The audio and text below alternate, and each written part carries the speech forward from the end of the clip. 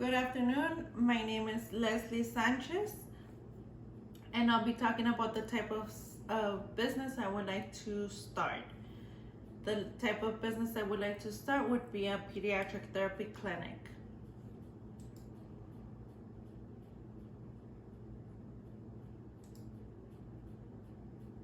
What is a pediatric therapy clinic? Have you ever been to a pediatric therapy clinic? This is what it would look like to go to a pediatric therapy clinic. The type of services they provide at a clinic like this would be outpatient services, rehabilitation services, developmental and clinical needs, early intervention, gross and fine motor skills, oral and language development. If your child has any delays in development, early intervention will provide the best results. Therapists start working through the early stage to work with the gross and fine motor skills and oral and language development. This is a great way to start with the therapy for your kids. Who needs therapy? As you can see in this picture, there's kids with special needs. There's a kid with a wheelchair. There's a kid with behavioral issues, development issues, mental health issues, and learning issues. Children with neurological, orthopedic, sensory processing, craniofacial, and genetic disorders are the perfect fit for this type of therapy.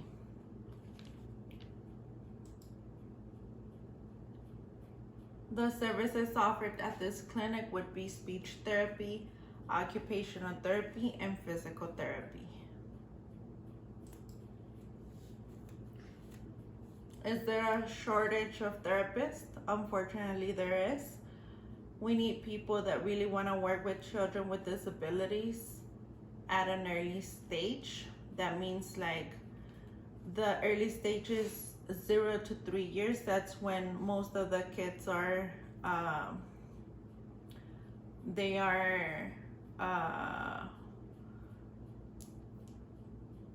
they give them like a diagnosis of what is it that they need. Most of them are diagnosed with autism at this time. Providers in schools cannot find it difficult to retain therapists. Education and training is expensive to become a therapist.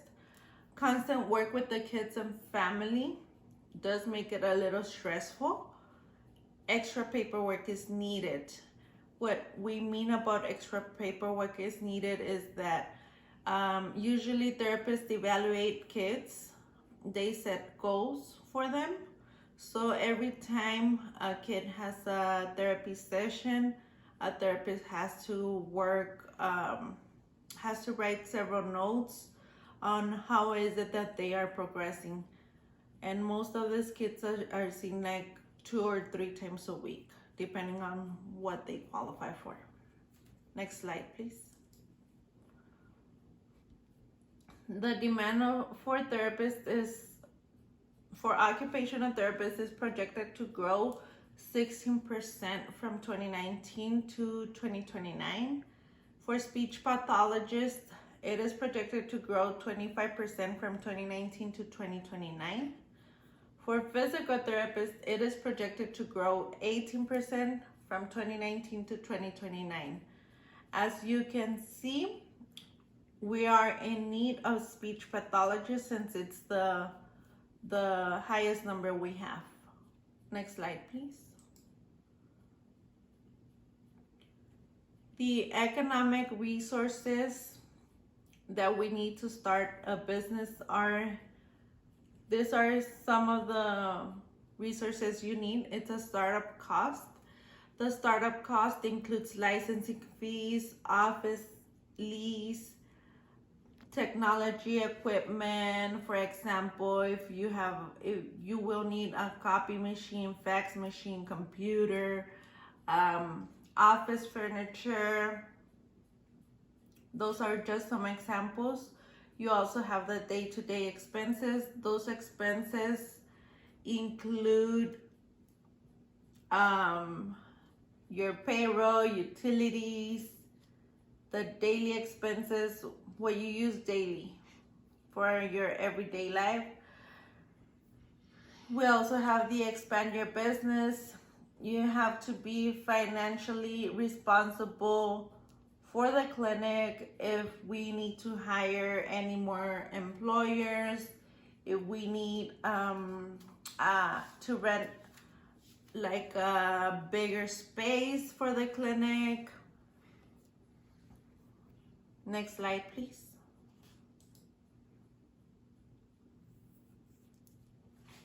Scarcity and opportunity costs to consider in this type of business would be, unfortunately, you don't get to spend that much time with your loved ones, but you get the satisfaction of helping kids with special needs.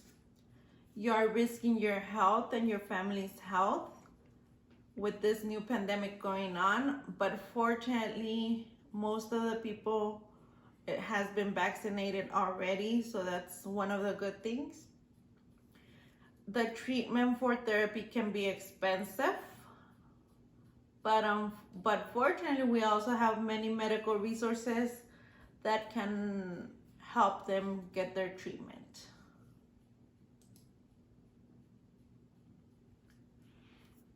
The economic indicators and current levels.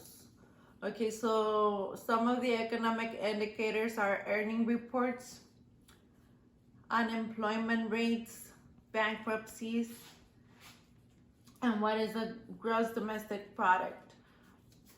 So as you can see, more or less the earning reports are 30,000 to 100,000. The unemployment rates are 0.2%. The bankruptcies most of the time are for medical bills due to medical issues. And the gross domestic product, the U.S. healthcare spending 4.6% in 2019, reaching 3.8 trillion, which equals to 11,582 per person. That's how much is being spent per person. Okay, so now having those reports, for the earning reports, I think it's a pretty good rate. I think they are getting paid good. The unemployment rate, I also like it because I think it's very low. What I do worry about is the bankruptcy and the medical bills. Like, I do worry about that because unfortunately we're going through a pandemic, so we don't know what to expect. Next slide, please. The comparative advantage of my business would be the ability to work with providers in order for us to work as a team and be able to get the treatment for the kids as soon as possible. The clinic hours, we would work probably like 10 hours daily in order for us to be able to meet with all the kids and their families. We have professional dedicated therapists, and we do have a small number of kids since we're barely starting our business. So we have the ability to work with most of the kids at the moment. Next slide, please.